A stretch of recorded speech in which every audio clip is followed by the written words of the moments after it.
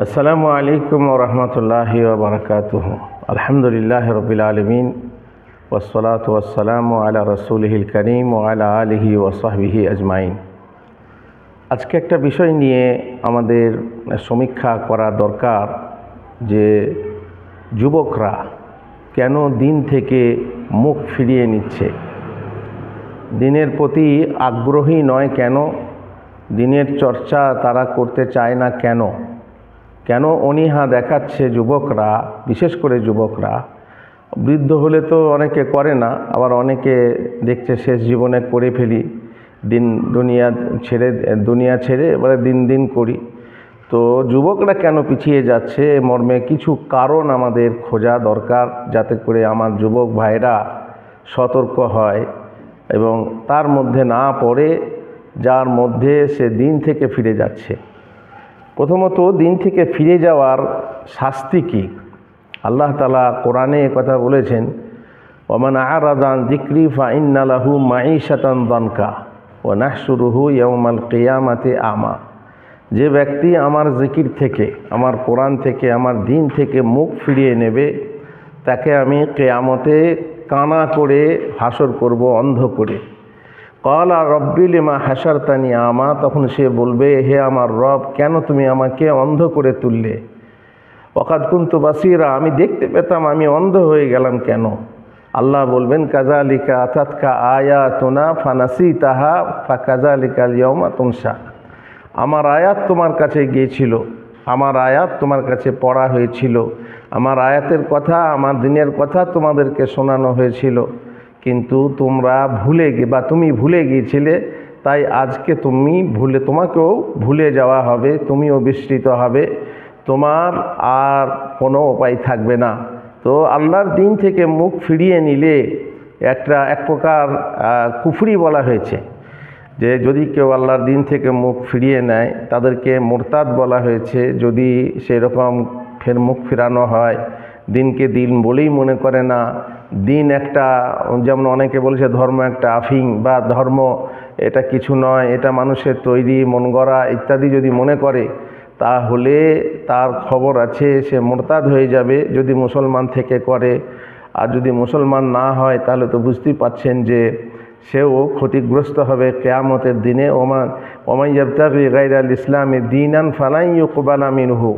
ইসলাম ছাড়া যে ব্যক্তি অন্য ধর্ম অনুসন্ধান করবে, সে হয়তো এখন অমুসলিম, কিন্তু সে ইসলাম শুনেও ইসলামের কাছাকাছি আসে না, কাজ ঘেঁষে না, অন্য ধর্ম গ্রহণ করছে কিন্তু ইসলামের কাছে আসে না, তাহলে তারও খবর আছে আল্লাহর কাছে সেই ধর্ম কবুল হবে না ইসলাম ছাড়া। যাই হোক, আমরা আজকে দেখি মোটামুটি সংক্ষেপে যে কেন আমাদের যুবকরা পিছু হটে যাচ্ছে। প্রথম হচ্ছে যে পশ্চিমী সভ্যতার আগমন এবং তার যে বন্যা, সেই বন্যা আসার ফলে আমাদের যুবকরা পিছিয়ে যাচ্ছে। তাদের সভ্যতায়, তাদের সংস্কৃতি ও কালচারে মুগ্ধ হয়ে যাচ্ছে, আর নিজের কাছে যে সংস্কৃতি আছে, নিজের কাছে যে নিজস্ব স্বকীয়তা আছে, নিজস্বতা আছে, সেটাকে সে ভুলে বসছে। ফলে ইসলামের প্রতি মাথা না উঠিয়ে তারা ওই পাশ্চাত্য সভ্যতার প্রতি মাথা নত করেছে, বা তার জন্য মাথা উঠিয়ে সেটাকেই নিয়ে তারা গর্ব করছে এবং সেটাকেই ভালোবাসছে, ফলে দিন থেকে সরে যাচ্ছে। 2 নম্বর কারণ বলা যায় যে মিডিয়া যেভাবে অন্য ধর্মকে প্রচার করছে। আমরা যে দেশে বাস করি সেখানে ইসলাম প্রচার হয় না, অথচ যারা সংখ্যালঘু তাদের প্রচার হয় খুবই, আর হক প্রচার হয় না। যেখানে মুসলিম দেশ আছে সেখানেও ঠিক হকভাবে প্রচার হয় না, একমাত্র সৌদি আরব ছাড়া, যেখানে দিন প্রচার হলে সঠিকভাবে দিনটা প্রচার হয়। আর আমরা যে পরিবেশে বাস করছি, যে দেশে বাস করছি, সে দেশে হয় না। ফলে মিডিয়াতে যা আসছে লোকে সেইটাকেই প্রাধান্য দিচ্ছে, যেটা মিডিয়াতে শুনছে সেটাকেই প্রাধান্য দিচ্ছে, আর নিজের দিন সম্পর্কে জানার চেষ্টা করছে না।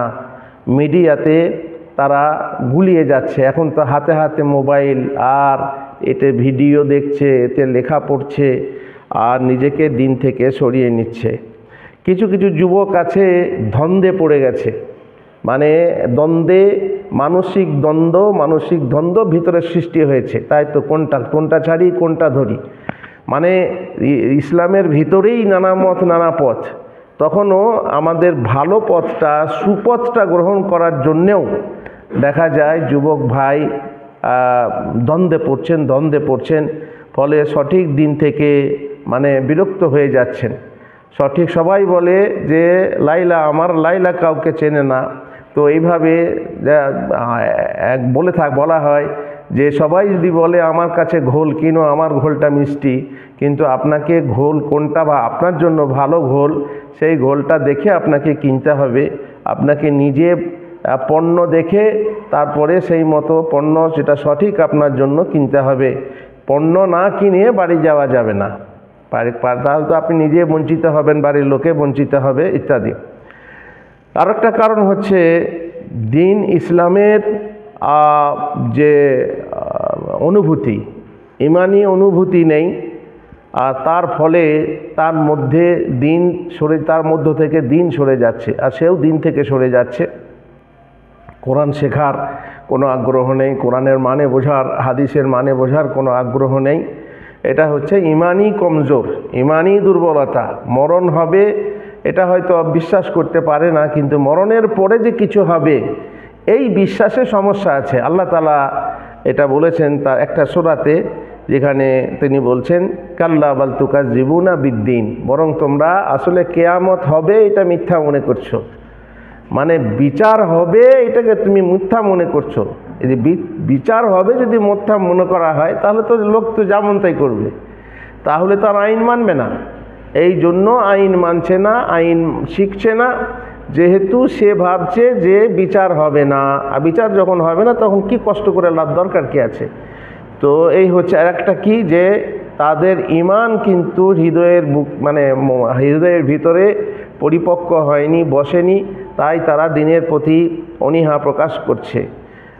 আর একটা কারণ হতে পারে পাপে ভরা এই জগতে, যেখানে সাপ দেখে পথ চলা যায়, কিন্তু পাপ থেকে বেঁচে পথ চলা যায় না। সেখানে এত পাপ হয়েছে, আর সেগুলো আবার এমন পাপ যে যুবককে আকর্ষণ করছে, সেই পাপের যুবককে আকর্ষণ করছে, ফলে তাকে দিন থেকে সরিয়ে নিয়ে যাচ্ছে। যে সক্রেটিসের ব্যাপারে কথা আছে, তিনি তার ছাত্রদেরকে নিয়ে কিছু শেখাতে চেয়েছিলেন। এমন সময় পাশ দিয়ে এক বেশ্যা পার হয়ে যাচ্ছে, স্বল্প বসনা বেশ্যা। আর তখন ছাত্ররা সক্রেটিসের দিকে মন না দিয়ে ওই মেয়েটার দিকে মন দিয়ে তাকিয়ে দেখছে। তখন মেয়েটা বলছে যে দেখুন, আপনার ছাত্ররা আর আপনার দিকে তাকায় না, আমার দিকে তাকাচ্ছে। তো সক্রেটিস বলেছিলেন যে হ্যাঁ, তোমার দিকে তো তাকাবে, যেহেতু তুমি নিচের দিকে নিয়ে যাচ্ছ আর আমি উপরের দিকে নিয়ে যাচ্ছি।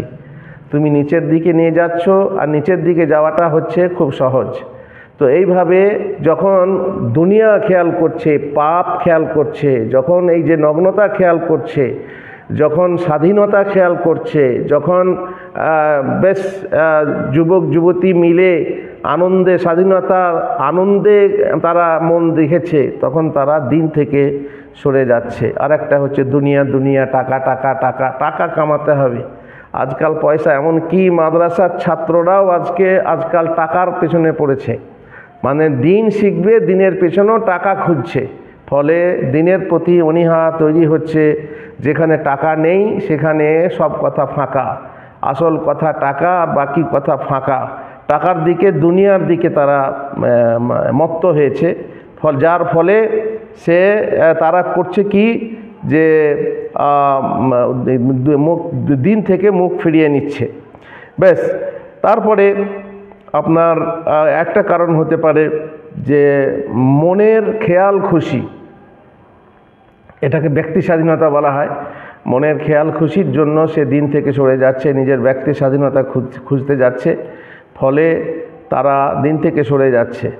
তেমনি আমাদের যে স্কুল, কলেজ, মাদ্রাসা তো দিনই মাদ্রাসা অবশ্যই বটে, কিন্তু সেখানেও তারবিয়াতি শিক্ষা হয় না। কিতাবি শিক্ষা হয়, কিন্তু তারবিয়াতি শিক্ষা হয় না বলে অনেক ছেলেরা, এমনকি মাদ্রাসার ছেলেরা ঠিকভাবে দিনদার হতে পারে না, না পরহেজগার হতে পারে, না তাহাজ্জুদ পড়তে পারে, না নফল পড়তে পারে, বরং ফরজটা পালনেও তাদের অনীহা থাকে, ফজরের নামাজ না পড়ে ঘুমিয়ে থাকে ইত্যাদি ইত্যাদি।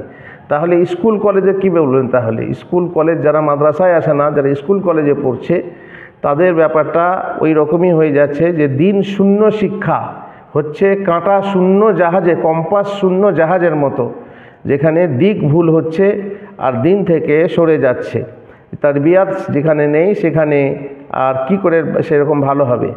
তারপরে যারা আমরা দিনের পথে আছি, দিনের দায়ী যারা, তাদেরও ঠিক মতো দিনকে পেশ করতে পারছে না। যুবকদের সামনে লেখনির মাধ্যমে, বক্তৃতার মাধ্যমে, খুতবার মাধ্যমে, জলসার মাধ্যমে সঠিক দিনকে সঠিক রূপে পেশ করতে পারছে না।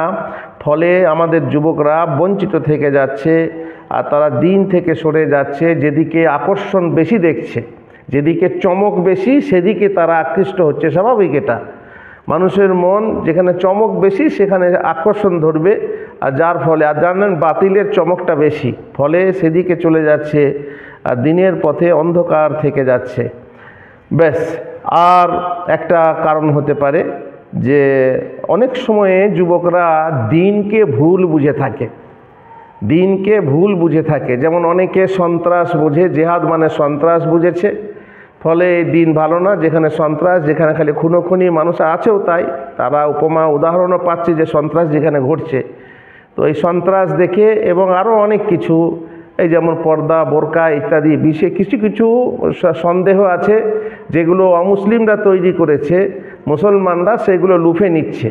আর সেইগুলো সন্দেহ তাদের মনেও তৈরি হয়েছে, সন্দিহান হয়ে তখন তারা দিনকে সন্দেহ করছে এবং দিন থেকে পিছিয়ে যাচ্ছে। এটাও একটা বড় কারণে মিডিয়ার যুগে বিশেষ করে তারা দিনকে ভুল বুঝছে। ফলে নিজের মাকে যদি নিজের মা বলে মনে না করে, সন্দেহ করে যে আমার মা নয়, আমার বাবা নয়, তাহলে বুঝতেই পারছেন তার কাছে সে থাকবে না, সে দূরে সরে যাবে আর সেই ভালোবাসা বাসবে না যেমন প্রকৃতপক্ষে বাবা মাকে ভালোবাসা হয়। আমাদের পরিবেশ, আমরা যে পরিবেশে বাস করছি, এই পরিবেশ আমাদেরকে খারাপ করে দিয়েছে। আমরা দিনকে মেনে চলতে পারছি না, পরিবেশের একটা চাপ আছে, সেই চাপের ফলে আমরা দিন থেকে দূরে সরে যাচ্ছি, যুবকরা দিন থেকে সরে যাচ্ছে। দেখবেন গাছ খুব সুন্দর সবুজ হয়ে উঠে থাকে, তারপরে আলোক লতা বলে একটা লতা আছে, সেই লতা গাছের পাতায় জড়িয়ে যায়, ফলে আস্তে আস্তে গাছটা স্তিমিত হয়ে যায় এবং গাছটা একেবারেই সজীবতা হারায়।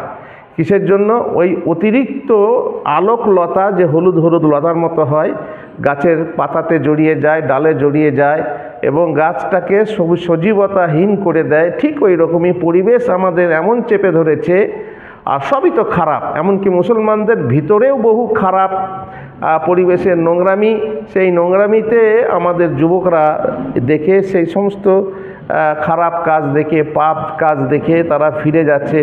পরিবেশের চাপে তারা দিন থেকে সরে যাচ্ছে। যেমন কলি তেমনি চলি, আর পাঁচজন লোকে যা বলে সেইটাই আমি করব, এরকম কি হয়, এইরকমভাবেই দিন থেকে সরে যাচ্ছে। ব্যাস, তাহলে বই হলো। আর শেষকালে আরেকটা কথা বলে রাখি যে দায়ীদের মাঝে যেমন ফতোয়ার ব্যাপারে কিংবা একই সংগঠনের বিভিন্ন ভাগাভাগি, এইসব দেখে কিন্তু বহু যুবক সরে যাচ্ছে, দিন থেকে সরে যাচ্ছে। যে এসব কেন? দিন যদি হবে, দিন এক, আমাদের আল্লাহ এক, আমাদের রসুল এক, আমাদের কিতাব এক, তো দিন কেন এক হবে না? কিন্তু বুঝতে চায় না যে যেটা মতভেদ হচ্ছে এটা স্বাভাবিক, অস্বাভাবিক না। দিনকে বোঝা নিয়ে তার মতভেদ থাকতেই পারে, আল্লাহ নিজেই বলেছেন যে মতভেদ হতেই পারে। তো সেই মতভেদে আল্লাহ যাকে রহম করেছেন সে মতভেদে যাবে না, থাকবে না। আর এর প্রতিকার হচ্ছে যে আমাকে আমার দিন মানতে হবে, এটা ঈমান প্রথমত রাখতে হবে ভিতরে। তারপরে আল্লাহ তাআলা বলছেন ফাবাশশির ইবাদ, আমার বান্দাদেরকে সুসংবাদ দাও, আল্লাযীনা ইয়াসতামিউনাল কাওলা ফায়াত্তাবিউনা আহসানা, আমার কথা শুনে, বহু কথা শুনে কিন্তু সব থেকে সুন্দর কথার অনুসরণ করে, ভালো কথার অনুসরণ করে, সব থেকে ভালো যেটা, ভালো বহু রকমের আছে কিন্তু সব থেকে ভালো যেটা সেটার অনুসরণ করে, তাহলে আল্লাহ তাআলা দুটো সার্টিফিকেট দিয়েছেন, উলাইকা হাদাহুমুল্লাহ, উলাইকা আল্লাযিনা হাদাহুমুল্লাহ, তারাই হচ্ছে যাদেরকে আল্লাহ হিদায়াত দেন অর্থাৎ পথপ্রাপ্ত করেন। আর দ্বিতীয় হচ্ছে উলাইকা হুম উলুল আলবাব, তারাই হচ্ছে জ্ঞানী মানুষ। অতএব নিজের হৃদয়টাকে মানে সংকীর্ণ করলে হবে না, সংকীর্ণ করে রাখলে হবে না, দ্বার বন্ধ করে দিয়ে মিথ্যাটাকে রুখি, সত্য বলে তবে আমি কোথা দিয়ে ঢুকি। তাহলে আপনি মিথ্যাটাকে বুকের ভিতরে রেখে দিলেন, তাহলে সত্য আপনার ভিতরে আসবে কি করে?